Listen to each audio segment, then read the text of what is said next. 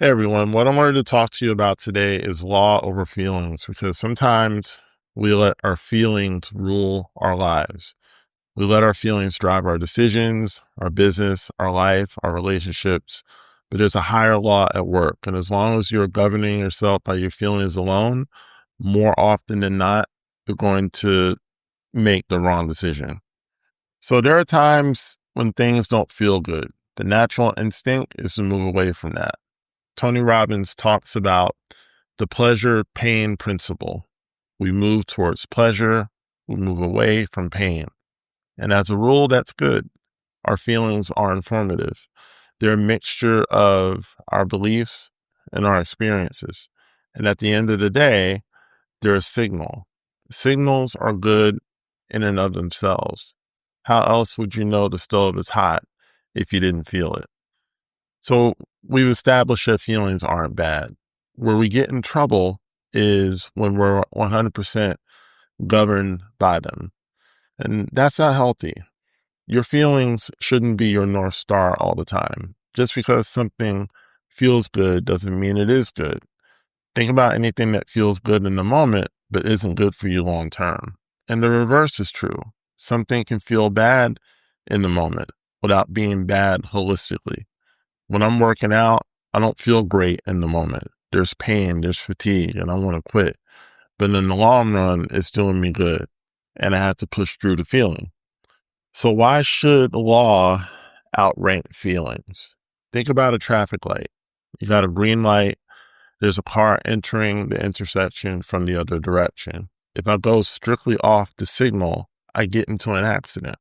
The signal said go, but there's a higher law, common sense.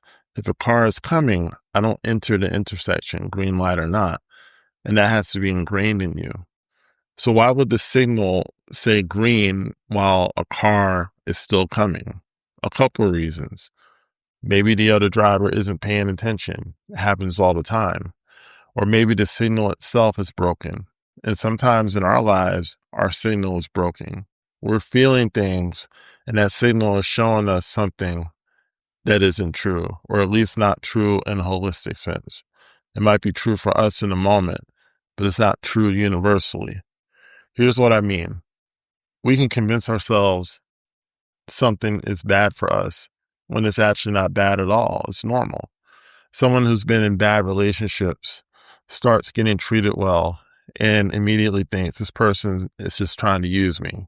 Could be true, but they blow up a potentially good situation because they're reacting to a past situation, not the current one. What's the remedy? There's a law that says in relationships, you have to wait people out. You can't rush judgment because everyone's good in the first 90 days. Every partner, every employee. The first 90 days don't tell you much. That's why companies use probation periods, not because they doubt you, but because they simply don't know you yet. People show you who they are over time. You can't live by the signal alone. The signal's a tool, but not the whole system. What you can live by is wait the person out, wait the situation out. Do I know it's good right now? No. Will I know more in 90 days? Absolutely. Let's use another example. Say I start a business and it isn't making money yet. The natural instinct is to panic, start thinking about getting a job, making other arrangements. But if it's only been 2 weeks or 2 months, that's early. Does that mean the business wasn't for you? Not necessarily. Some people pull themselves out of a good situation because of fear, not because the thing was actually broken. Maybe you just aren't doing the things consistently that would make it work. So we have to live by a higher law. In business, that law is I reap what I sow. It doesn't matter how it looks in the moment, excuse me. If I keep sowing, in time I reap. I can't go strictly by how I feel because if I do, I'll probably give up and move on to something else. Now, back to that law of common sense. If you give it enough time and it genuinely isn't working, then yes, it may be time to make a different decision. But don't quit before it's had the chance to fully play out. A lot of times people disqualify themselves, they take themselves out before the thing can actually produce a result. The data will tell you whether the business is the one to stand. The data will tell you whether the company is the one to stand. The data will tell you whether the relationship is one to build. You don't have to guess, but don't make decisions without data. That's really the whole point of everything I'm saying today. Don't make the call until you have data. Without data, you're not equipped to make an informed decision. Our feelings are good. I'm not against feelings. I'm not against emotions, but we can't live 100% by them. We have to live by a higher law.